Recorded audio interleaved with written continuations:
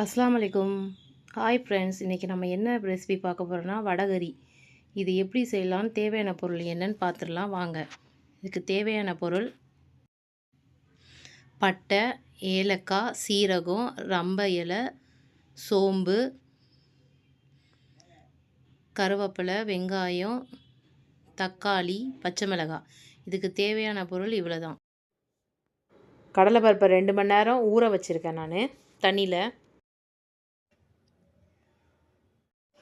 நல்ல கொரகொரப்பாக அரைச்சி எடுத்துக்கிட்டேன். அந்த அரைச்சி வச்சதை எடுத்து எண்ணெய் சூடானதுக்கப்புறம் உதிரி உதிரியாக போட்டு இதை கலர் சேஞ்ச் ஆகாமல் இதை பொரித்து நம்ம எடுக்கணும். இதை நான் பொரித்து எடுத்து வச்சுருக்கேன். இதை அப்படியே நம்ம என்ன பண்ணணும், கை வச்சே ஒன்று ஒன்றா உதிர்த்து விடணும். உதிர்த்தாச்சு. இதை அப்படியே நம்ம எடுத்து தாளிச்சிடலாம். எண்ணெய் சூடானதுக்கப்புறம் நம்ம தாளிக்க வச்ச எல்லா பொருளையும் போட்டுடலாம். சீரகம், ரம்ப இலை, ஏலக்காய் இதெல்லாம் போட்டு நல்லா நம்ம வதக்கிக்கலாம். இது போட்டோடனே நல்ல ஒரு ஃப்ளேவர் வரும். இது நல்லாயிருக்கும். இதுதான் மெயினே இந்த டிஷ்ஷுக்கு. நல்லா போட்டு வதக்கி விட்டுக்கலாம். வதக்கினதுக்கப்புறம் இதில் பச்சை மிளகா, கருவேப்பிலை, வெங்காயம் போட்டு நல்லா வதக்கிக்கலாம்.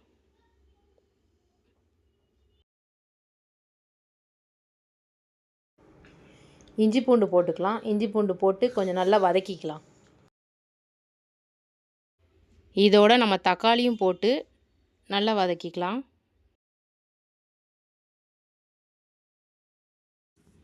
வதங்கட்டும். கொஞ்ச நேரம் நம்ம மூடி போட்டு வைக்கலாம். வதங்கிருச்சான்னு பார்க்கலாம். வதங்கிருச்சு.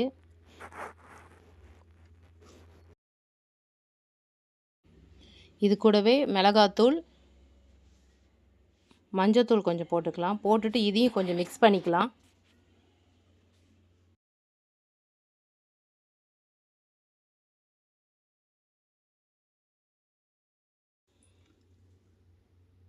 இதுக்கு தேவையான அளவு நம்ம தண்ணி ஊற்றிக்கலாம்.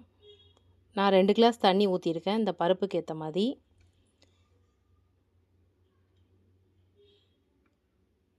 இது நல்லா கொஞ்சம் கொதிக்கட்டும்.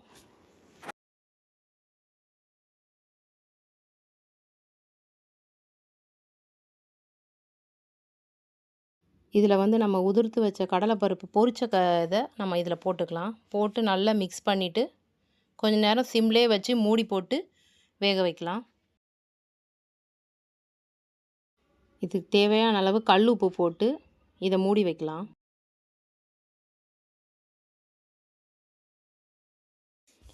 இதை எடுத்து பார்க்கலாம். இது கொஞ்சம் வெந்திருக்கு. இதை என்ன பண்ணணும்னா கரண்டிலே வச்சு நம்ம நல்லா மசிச்சு விடணும். அப்படி இல்லாட்டி உருளைக்கிழங்கு மேஷ் பண்ணுறதை வச்சு நல்லா மசிச்சு விடணும். அப்படி இல்லைன்னா இது குண்டு குண்டாக திக்காக ஒரு மாதிரி உருண்டையாக இருக்கும். அதனால் நல்லா நம்ம மசிச்சு விட்டுக்கணும். அப்போ தான் கொஞ்சம் நம்மளுக்கு நல்லாயிருக்கும் பார்க்குறதுக்கு.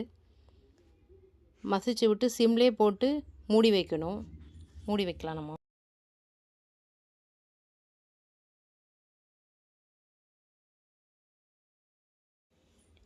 எடுத்து பார்க்கலாம். சரியான பக்குவத்தில் வெந்திருக்கு.